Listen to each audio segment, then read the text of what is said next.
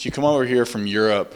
How much of an adjustment is that going into coming back to regular ice, I guess? Honestly, it's one of those things where it's like there was so much time from when I stopped playing in Denmark to when this season started. I mean, that was a 9-month spread. There's a lot of time between there. Just getting back to playing hockey was probably the biggest adjustment in general, playing against other people that are actually trying to beat you instead of just summer skates was probably the biggest adjustment. So I've played on normal size ice my whole life. So getting back to it was maybe a little bit here and there in practice once in a while, but after a while it was just like riding a bike.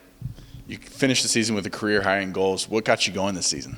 Honestly, I'm not really sure. This last summer, obviously we had 9 months to work on our game, and I shot a lot of pucks during that time, I'll tell you that much. So maybe it was just a little bit of that, but at the same time, I think what contributed a lot is I started playing a little bit lower on the power play as opposed to playing the top. It's a little bit easier to score when you get closer to the net.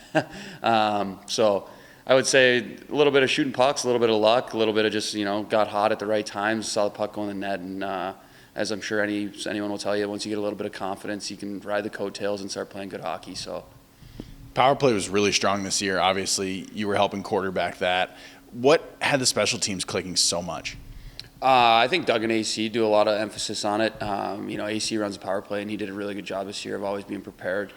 Also, when you play the same teams over and over, you have a pretty good sense of what works against what did we play, 40 games against Wheeling and Fort Wayne. So, you find a way to have success against those teams, and it's a good way to find success in general. So I thought Doug and AC did a great job of really taking control of those places and of the game, and then it's on us players to really produce on the ice. But in the end, I just think it was a preparation and a collective work together and making it all come together and work.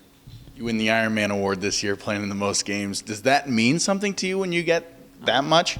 For me, the Ironman Award, it's always kind of evaded me, actually. I've never been able to get 72. My first year, I missed 2 games due to being traded, and the team I'm going to had already played 3 as opposed to the 1 I had played, so I only got 70, but technically got it that year. This year, missed 2.